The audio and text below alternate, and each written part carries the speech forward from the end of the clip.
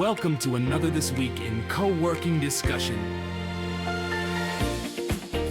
Everybody, and welcome back to the This Week in Coworking podcast feed. I'm your host, Hector Kolonas, and this is week 12 of 2026. Today, I'm joined by an amazing guest co-host, David Song. David, how are you?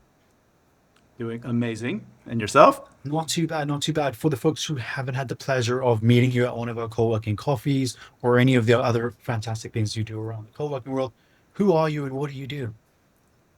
Basically the CMO of Flexspace AI.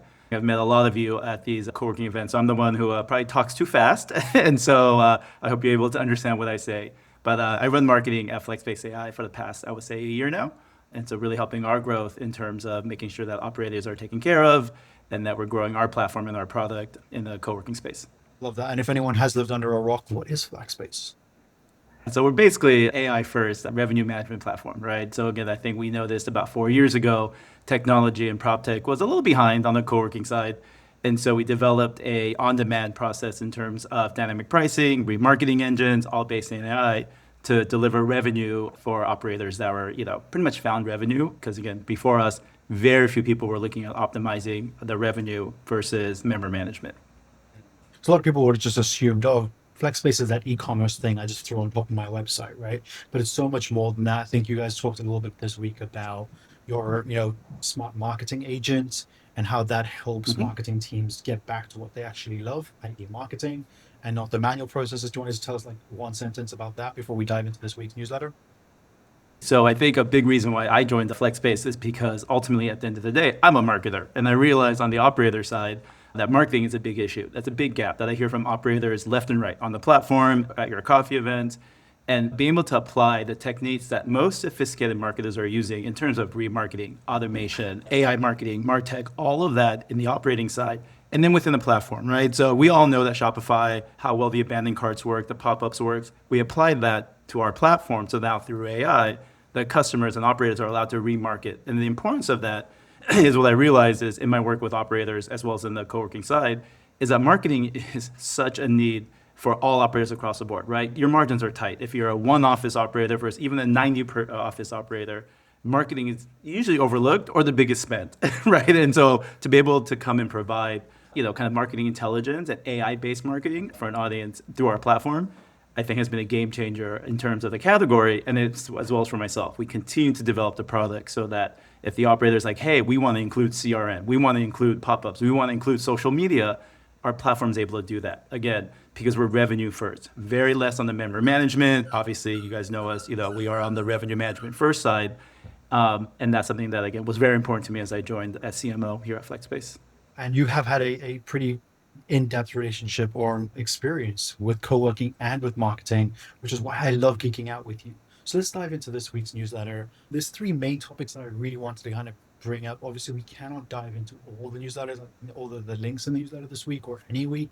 But what we are going to discuss is the big shift in growth with US co-working spaces across the market. From some data from Yardi Kube, we're going to look at what Gen Z's use of gyms instead of co-working spaces may indicate for our market, and a fantastic video coming out of Norway about the Enshittification, which we're going to dig into. Let's start right at the top with some US co-working data out of Yardi Kube. So Cube and Co-working Cafe crunched the numbers from the last year, from 2025, the previous year, to measure how much the US co-working market has grown or contracted, and thankfully for all of us, it has grown. They did report a 15% increase of the number of locations year on year, so a very healthy growth there. They've seen a growth in kind of the suburban, secondary, and other tier markets, which is always great to see co-working coming to the markets that aren't the CBDs, that aren't the Manhattans of the world. What's also interesting in the data is that they shared that, we are now taking up around 22.5 million square feet of office space that is being kind of run and serviced and provided through Flexspace operators, which is a great number. We know that the number that has been touted that Flex will one day be 20 to 30% of the office market. If you're wondering how far we are to that market, we're at 2.2% of the office market, up 0.2% from 2025, which means only one thing to an optimist like me, that there is huge upside and opportunity. To other folks that might say that that's only 2.2%. David, you've not only been in co-working, what do you think about these numbers? What do they mean to someone who's been in and out of the co-working world quite a bit over the last couple of years? It was a stat that was music to my ears and very close to my heart because, again, as a marketer, having worked in co-working and real estate prop tech for almost 10 years now, the growth was always going to happen. I think COVID kind of, put a little pivot into it, but I think you see the growth in the UK, you see the growth around the world where flex space becomes everyday behavior, right? I'm a marketer. I look at behaviors of the audience. And you knew the behaviors of the big corporations, enterprise, moving to flex space because saving money on rent, utilization, people, workflow, even Accenture is going towards, potentially a flex space scenario. And you saw those indicators 4 years ago.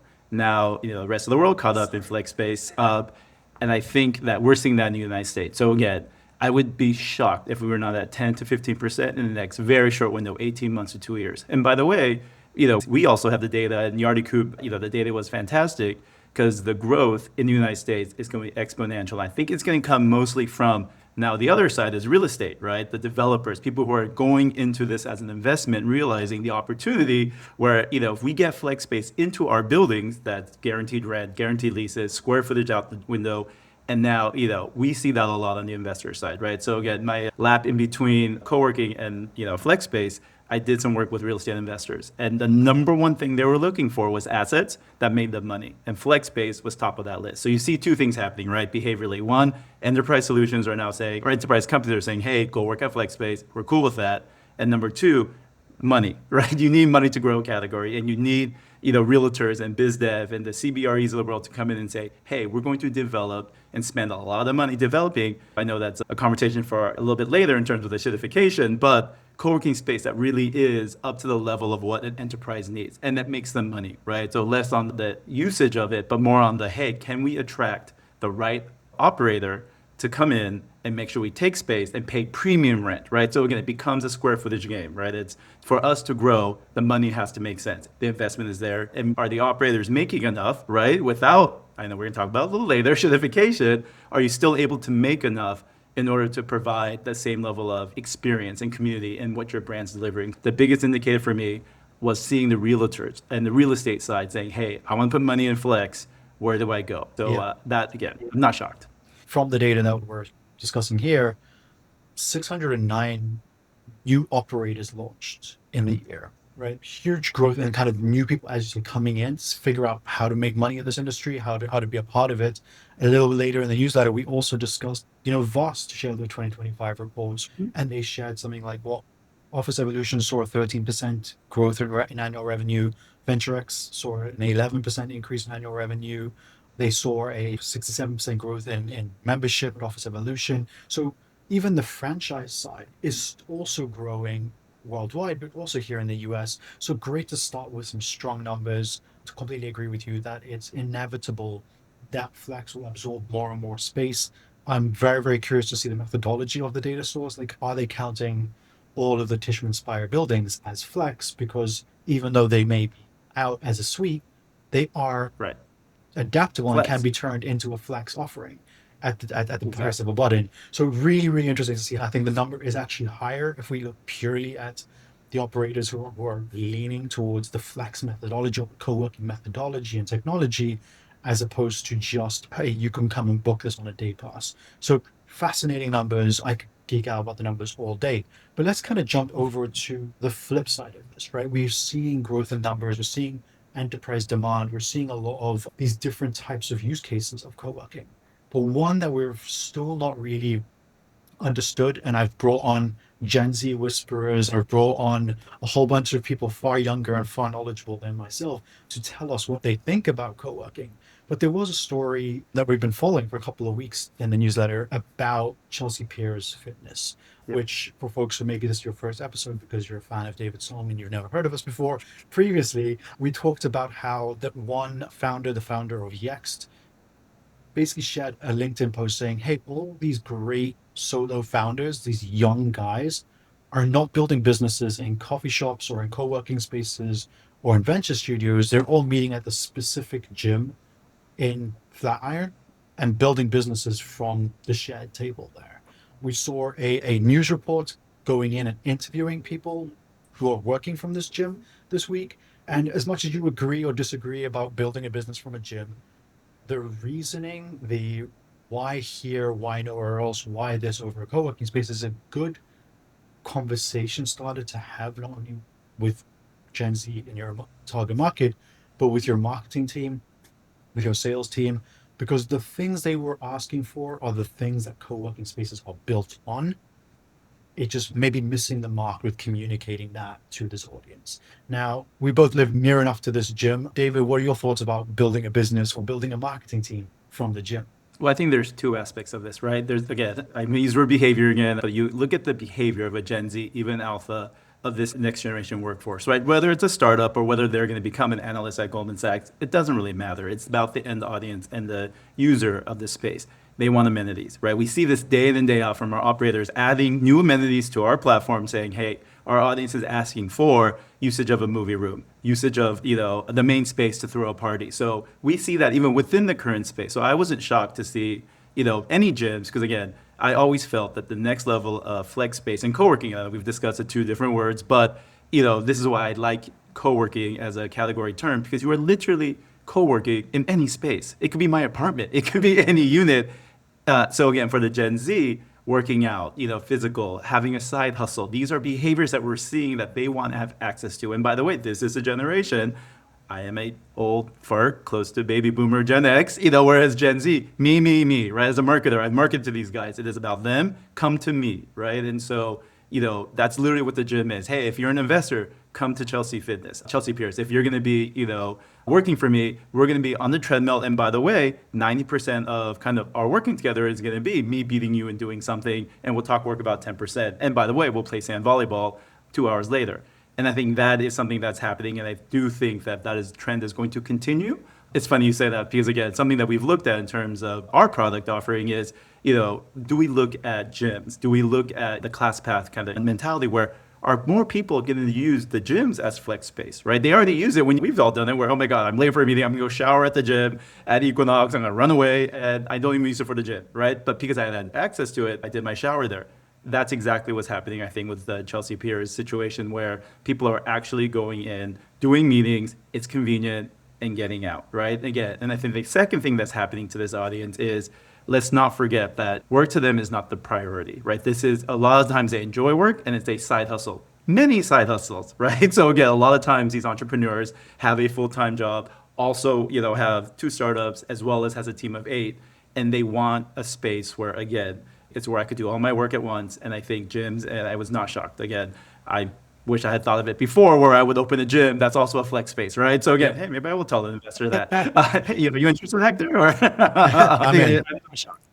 As long as it's got like somewhere I can, let my kid play and somewhere I can let my dog play. It's funny. I'm going to give a little shout out to, I believe it's Nara near you in Jersey City, where I met the owner, the operator there in that she had a maternity area that their entire amenities is based on, children coming in. That to me was a big like ring, ding, ding, ding, that you're going to have other spaces that are not the traditional go to the office, have phone booths, where you're still going to be considered co-working, right? Again, like I said, I would love to put my apartment on any marketplace and say, hey, if you want to come in, I could make $50 an hour, but and that's co-working, right? And I think, again, I'm glad that the gyms are getting a lot of effort in terms, I think a lot of increase in terms of that article and more people going there and working. And again, the second piece, and I'll shut up about it, is let's also not forget the behavior of business. Our fathers, our mothers, our coworkers, golf. The saying goes, more work was done on the golf course in 4 hours than it does in 7 days a week, right? And so that behavior has always existed again, where it's communal, it's friendly, it's less about me versus you business. It's about, let me go for 6 hours. I have you captive, Mr. Investor, on the golf course, and you're going to get to know me, and you're going to see my swing is horrible, and I'm going to let you win, by the way. And so you see that's happened throughout time. Right, and I think that's something that, again, that is what that article really hits on, is that it's getting both. The audience is ready for behavior, and this is a system that's already existed. Let's do all of our business in areas that is neutral and that's enjoyable to me. Like I said, the golfers are going to hate me. I despise golf. But yet the amount of times that I was asked to go golf and I went grudgingly, but I enjoyed it because I just sat there, drank beers, and closed, deals or did whatever. I think that's the other thing that is starting to happen. So I wouldn't be surprised if a golf course or some country club becomes a flex space where people start doing work there, which, by the way, I'm sure they already do. So you're going to see this change a lot with this audience. And you picked up on a trend that is definitely happening. We're seeing Clubhouse, where they're kind of opening co-working spaces at golf clubs. We have indoor golf or virtual golf co-working space or simulators using that as amenities in a co-working space. We have tennis clubs that are offering co-working options. We have paddleboard clubs that are offering co-working space. In the UK, they're miles ahead of us because it's so competitive there. We have seen the ministry, an entire floor of their space is a dedicated top of the line gym, which is one of their biggest selling features. And I think there's even a space made in London, which has a climbing wall. Once again, built around activity, built around community, but still creating a piece. But it also leads into one of the bigger hypotheses that I keep getting on my sandbox about. And that is that we're shifting from office being somewhere where you're told to go to, you're being pulled into it, to creating your own ecosystem of workspaces. Today, I'm going to go to the gym. I'm going to work out. I'm going to talk to the three guys and girls that I normally work out with. We're going to do our stuff there. But then I have to go pick up my kids. So I'm going to go work in the co-working space above that because I've had some calls as a phone booth. And then after that, tomorrow I might be on the road to DC. And there's a train station that happens to have a pod there that I need to take a quick call from. I'm going to jump in that pod and then I'm going to be at a co-working space. And you create this web of places and communities and support networks that allow you to move through your day. And when I was speaking to the Gen Z teams, the one thing they want is seamless access, right? They do not want to have to go through a membership process. They don't want to have to go through an application process, do a tour before they can buy something. They want to be able to know that I'm in somewhere, I need space, how do I access it?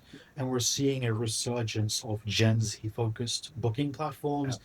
Shout out and hat tip to Lance over in San Francisco, growing their US base, totally focused on the Gen Z workforce. And we've seen this resurgence happen a few times. So I think it's just a really interesting shift from somewhere you go to or some set of places you're going to now being able to work anywhere based on the type of work you're doing, on the outcomes you want, and the community you really want to be a part of. Which does bring us to the last topic that we have lined up for this week, and that is the flip side of this. We shared a video from the Norwegian Consumer Council, and the video was designed to promote this report that they put out on how everything's becoming a little bit more shittier. Or, the term they use to describe this called enshittification. And they actually released a video about a guy whose job it was to make things a little bit worse. So he's like shaking tables and unloosening bolts and doing all these manual tasks to make the things that we bought a little bit less functional over time. And just slowly, he's trying to figure out how to scale that. And this is something that books and studies have been written about, this grand concept of it's not in your mind, everything is getting a little shittier. And because our industry is growing, we've got more spaces, we've got more people coming into this to buy products, we've got more people wanting to use this for different purposes, and we have to make money so that the capital markets can keep supporting this growth. My fear is where is that line between great demonetized space and utilization-based or outcome-based sales and nickel and diming, going back to like the bad reputation that certain operators used to have, where you would rent an office on a 24-month contract. When you move in, realize you have to pay extra for the internet, extra for the printing, extra for a key, extra for a sign. Like, what do you think? Like, are we on that road to enshittification, or do you think that operators are more cognizant and are thinking a little bit more clearly about what the customer wants? I think it goes across the spectrum, right? Business is business, right? At the end of the day, you have to cut corners depending on your own business, right? Whether it's market conditions, whether it's something that happened to your cash flow, regardless of what it is happening, right? So you see it, I visit operators all the time. That's part of my job. And so you see them and they suffer. They talk about it. Oh my God, I had to not offer the best coffee. I have to downgrade my coffee because that was my biggest cost center. So again, I think that's something that we're seeing more often. But I think the solve, which is where, again, coming from my prop tech and, doing a lot of, kind of digital and technology work prior to that for, big brands, technology is something that I think could start solving for this, right? I think you start seeing people understanding, again, I promise, not a plug, but again, at the end of the day, FlexSpace AI, what it really does is revenue management, right? So we tell operators, it doesn't matter what technology platform you're using, but if you're managing your revenue correctly and you see the high and the low, what's on demand, what you could actually charge for certain things, right? For example, amenities. If you want to book a phone room, right, a lot of times that's not available, make that available. If people want to buy, food and beverage for a meeting, give that opportunity and amenities, but then you have to understand the pricing, right? It's on demand. So you just can't say, hey, I'm going to give you coffee. I'm giving you access to the booking system. No, you have to give them the tools to say, here's how I make revenue, right? And that's a little bit of the difference that we try to offer revenue management versus, member management again. And I think, again, while the certification is happening through technology and through knowledge and through intelligence, I do think that operators can elevate and continue to provide the service it is for their brand, right? So again, the other thing is, if you brand yourself like Spirit, everyone knows Spirit Airlines, outwardly and says, we are the cheap airline, we are going to shitify everything. I love saying shitify as much as I can because being the old geezer I am, I was never able to say shit on other, newscasts and PR and radio. So I'm going to say as much as I can. Go for it. I think that's something that, again, we're starting to see is that operators, if it's their brand, I think you're going to see operators coming out like a Spirit to be like, hey, low cost is $5 day pass, no commitment to your point, like the Crunch Gym, which I love and I go to every day, but they are all about cost efficiencies, right? You see Planet Fitness, and I think co-working will go in that direction, and that's okay, right? They're going to make a lot of money that way, but I think the operators who care about the experience and the amenities, if long as they figure out the revenue management side and understanding that, hey, I could actually charge for this or not charge for this or do this and that, I hope to God that we don't see it. Because like I said, I'm a little bit of a co-working snob. I love going in, I'm fortunate. I could go to any operator and experience, top from the best to, the ones out of economy. And again, they all have their benefits and I don't want that to go away. And again, I do start seeing it, but I'm not seeing as much as I actually thought we would. Again, I think the market plays a lot to it. I think our market's very healthy. So I think a lot of operators aren't in cost-cutting mode as much as I think other categories are in terms of retail. To your point, as long as we see the growth, right, to tie it all together is as long as co-working continues to grow, right, as long as these operators and we give them tools and techniques and we allow them to make money, to manage revenue, and to buy more, right? If you're a franchisee model, go for number 2, go for number 3. If you're a huge operator that's 10 plus, let's get you to 25 plus, openings. And how do we do that?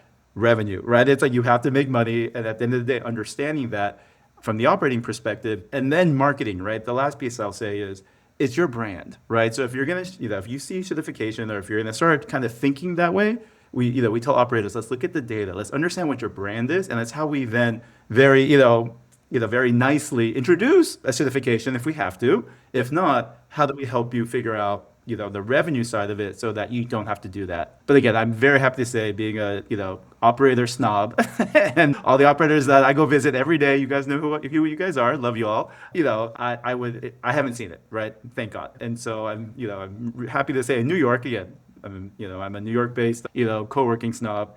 I haven't seen it yet, but I do hear it. And again, Spirit kills it, right? They did a really nice job in terms of owning it as a brand. And again, if operator came to me and said, that's my brand, let's own it, amazing. I think that might happen. But again, fingers crossed it doesn't happen across the board, at least in my co-working spaces.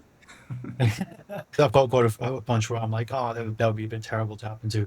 But I think you do pick up on a very good point, and that is we are seeing the multi-flag strategy expand, right? Where an operator has their ultra premium caviar on Fridays brand, they have their kind of standardized plan, and now they're kind of experimenting with like the no frills, barely staffed, fully DIY solutions.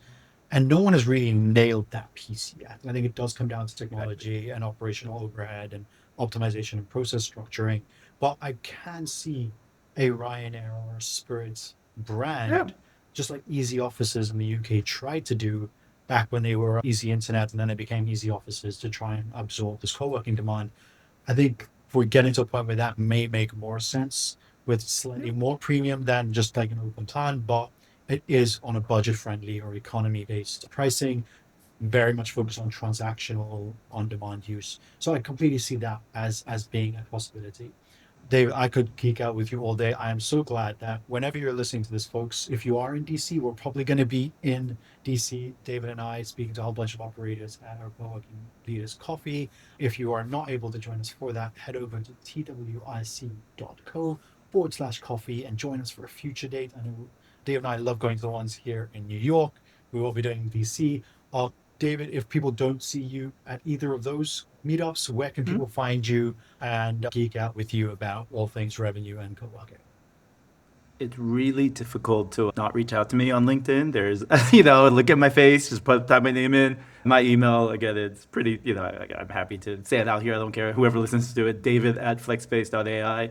Again, more in the point of view of marketing, right? So again, I love these conversations with operators, with anyone in your audience. It doesn't matter if you're working with us or not, is that, again, I want to help the industry realize how important marketing is, smart marketing agent, dynamic pricing, but specific to marketing, and how operators, again, I hear it day in and day out. Operators always say, marketing, issue. I like discussing it. I love geeking out. That's why I go to the coffee meetups. I like hearing what's happening. So please, again, I'm pleading to you guys to please reach out to me because the more I listen, the more I hear, I want to help solve it. So again, and thank you to you, by the way. You guys do an amazing job in terms of, bringing, operator knowledge to, folks like us to help solve it, right? So we as a category start moving forward and that we do grow from, 0.5%, 1% to, I would love to have this conversation 1 year from now, do our 1 year anniversary, meetup, and we are at 5%, 10%. So again, big shout out to, This Week in Coworking and to yourself. So really helping carry our industry. So I appreciate it from our side. Appreciate it. Very, very kind of you. David, thank you very much for joining us. Thank you for sharing your time with us. I look forward to seeing you in person soon. And we will be back in your podcast feed shortly with another exclusive interview. Until then, share this with your friends, share this with your frenemies. Take care.